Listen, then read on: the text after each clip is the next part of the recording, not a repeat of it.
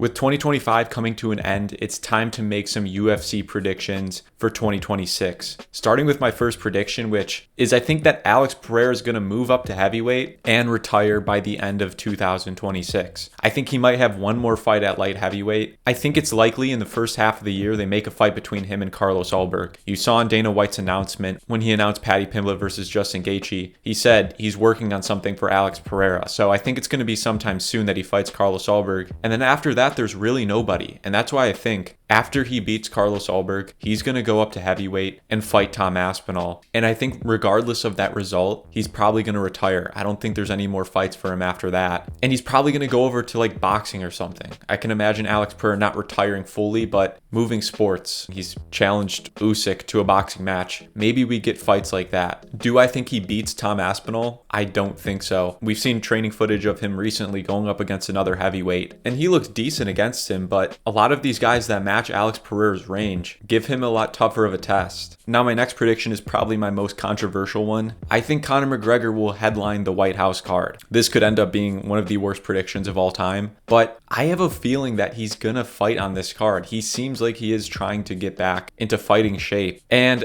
I know at least on the UFC side, they definitely want him to headline this card. They're not going to have John Jones headline this card. They don't trust him to headline, one of their biggest events. It's not going to be Alex Pereira versus John Jones in the White House, I promise you. Ilia Topuria versus Paddy Pimblett, maybe, or whoever wins Paddy Pimblett versus Gaethje, maybe. I think if they could choose anybody, they'd obviously choose McGregor, and I think it's on McGregor. And from what we've seen, at least the hints on social media, it looks like he wants to come back to the UFC and have at least one more fight. Who's it going to be against? If I had to guess, it's probably Michael Chandler. I mean, that was the fight that's supposed to happen. If they were to make any matchup, why not make it against Michael Chandler? I mean, Michael Chandler's the perfect opponent, even more so than before when they first scheduled the bout. He's coming off of more losses. McGregor hasn't fought in ages. A couple years later, it still seems like even better of a matchup than it was before. My third prediction is that Ilia Topuria versus Islam Makhachev is not going to happen in 2026. And honestly, I think it's never going to happen. If Ilia Topuria was to fight in the beginning of 2026 against, Arman Tsarukyan, maybe we could talk about it. But based off of all the things that are happening, the fact that Ilia Topuria just gave up his lightweight belt and he won't come back until like the summer to fight the winner of Gaethje versus Pimblett, I don't think there's enough time this year. And I think by the time Ilia Topuria is ready for a fight against Islam Makhachev will probably be retired. I think Makhachev's going to have at least 2 defenses in 2026 at welterweight. And after that, I don't think there's going to be as much interest on Islam Makhachev's side of fighting Ilia Topuria. Best case scenario, Ilia Topuria fights once this year, and I think it's going to slow down a lot of the hype between this fight between Makhachev and Ilia Topuria. Maybe there's a possibility the fight gets made at Madison Square Garden late in the year. Maybe Topuria comes off a win against Pimblett in the summer. Maybe Islam Makhachev comes off of a defense against Shavkat in the summer and they make that fight. But for Islam Makhachev to cut down to lightweight, I think it's going to take more time than that, because I really think this fight would take place at lightweight if it was to happen, or at least a catchweight. I don't see the UFC wanting Ilia Topuria to jump up to welterweight for this fight to happen, and there's way more interest at lightweight for this matchup. Now, my next prediction is that 2026 is going to be kind of a bad year for championship fights. There's a few divisions that seem like they have almost all the interest of UFC fans, and it's pretty much welterweight, but also lightweight does still have some interest. You have Paddy Pimblett, you have Arman Tsarukyan, but let's think about the other divisions. We're in an era where we probably have the most dominant champions currently. We have Khamzat Chimaev, who seems pretty much unbeatable at middleweight. We have Tom Aspinall, who has a completely dead division, and if he gets past Gane, there's pretty much no one else other than Pereira. We have Alex Pereira, who just beat Magomed Ankalaev, the toughest contender in that division. Bantamweight, Merab's obviously dominating that division. Pantoja's dominating his division. I don't think there's going to be a lot of hype matchups for champions defending their title, and that may result to there being a bunch of super fights in 2026, but I don't really see that happening. The UFC kind of seems more reluctant than you would expect to make these super fights. So I think 2026 could end up being a year where we have Merab defending his belt at bantamweight against a bunch of guys he's already beaten. Pantoja doing the same thing. Khamzat dominating every contender in his way. And I think this year may be mostly just kind of lackluster fights that we know who's going to win, and maybe with a little bit of big fights sprinkled in throughout the year. Maybe we get a Merab going up to 145. I could see that happening because it seems like Volkanovski might retire in his fight at the end of January. And then if that's the case, I think Merab will go up to 145 eventually if he keeps beating pretty much everybody twice in this division. And to be honest, I think the welterweight division in 2026 is really going to shine, which brings me to my next prediction, which is I think Islam Makhachev is going to win Fighter of the Year in 2026. He might not have the most fights. Maybe Merab has the most fights, but I think Islam Makhachev is going to have the biggest, most meaningful fights. I think he's going to have at least 2 fights in 2026, and they're all going to be massive fights. It's going to be against Ian Gary. It's going to be against probably Shavkat. There's Michael Morales. There's Carlos Prates. There's tons of contenders for Islam Makhachev to face. And I think he wins all those matchups. And if he does, I think he's 100% going to be Fighter of the Year. There's a chance Merab does, but I think if Merab goes up to 145, he loses. And if he stays at bantamweight, just beating up the same bantamweight contenders he's already beaten is not as impressive, and I don't think people will appreciate it as much as Islam Makhachev at welterweight. But my final prediction of 2026 is that I think we're only going to get one new champion in 2026. And I think it's going to be at featherweight, because I don't see Volkanovski staying around for much longer. And who knows, maybe Diego Lopez beats Volkanovski this time around. I mean, he did get beat very handily by Volkanovski in their first match less than a year ago, but he has that knockout power. And when you have a guy like Diego Lopez who did rock Volk in that fight, there's a chance that he dethrones Volk then and there. But regardless, I think Volkanovski is not going to make it to the end of 2026, and I think it's going to be due to retirement. As for all the other champions, I think the champions right now are so dominant that nobody's going to replace them. Kind of like I said against how the championship fights are going to be kind of boring and not interesting this year, I think it's going to be because there's no real hard test for any of these champions or anybody that we think can beat them. If we start at Tom Aspinall up at heavyweight, Gane is kind of a close fight, but even after what I've said, I thought it was going to be close the first time around and it ended in eye poke in the first round. Gane did win. I still think Aspinall is going to win that fight, and if he does, there's really nobody left at all except for Alex Pereira, but I don't see Pereira beating Aspinall. At light heavyweight, I see nobody beating Alex Pereira. Maybe he leaves light heavyweight to go to heavyweight and they make an interim fight between Yuri and Ankalaev. If that's the case, then I guess there will be a new champion at light heavyweight. But at middleweight, I don't see anybody beating Khamzat Chimaev. At welterweight, I don't see anybody beating Islam Makhachev. Bantamweight, there's no shot anybody beats Merab at 135. And Pantoja, I really see nobody beating Pantoja at